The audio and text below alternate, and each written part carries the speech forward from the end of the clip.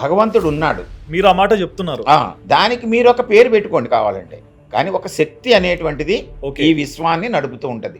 ఆ. దాన్ని మనం గాడ్ అంటాం, భగవంతుడు అంటాం. ఉమ్, మీరు ఓ పేరు పెట్టుకుంటారు, రాముడనో కృష్ణుడనో లేకపోతే వెంకటేశ్వర స్వామనో, ఉమ్. ఇంకొకళ్ళు అల్లాను, ఇంకొకళ్ళు యేసుప్రభు అనో, ఇంకొకళ్ళు గౌతమ్ బుద్ధుడనో. అయితే శక్తి అనేటువంటిది ఉంది. శక్తి కేంద్రము ఈ విశ్వాన్ని నడుపుతూ ఉంటుంది. అంటే లైక్ శక్తి అంటే like energy, energy, electricity okay. Electricity అనేది కూడా ఒక శక్తి కదా. మరి అవును విద్యుత్ ఉందా? ఉంది, ఉంది కదా. మీకు కనబడుతుందా? కనిపించదు. కనిపించదు. అదే అనేక పనులు చేస్తారు కదా అది.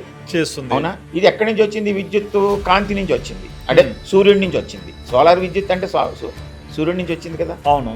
అంటే మన హిందూ సాంప్రదాయంలో అయినా, ప్రకృతిలో మిగతా దేశాల్లో ఉండేటువంటి ఇతర సాంప్రదాయాల్లో అయినా ఉమ్, 5 శక్తులు, దాంట్లో 3 ప్రధానమైనటువంటివి ట్రినిటీ అంటారు.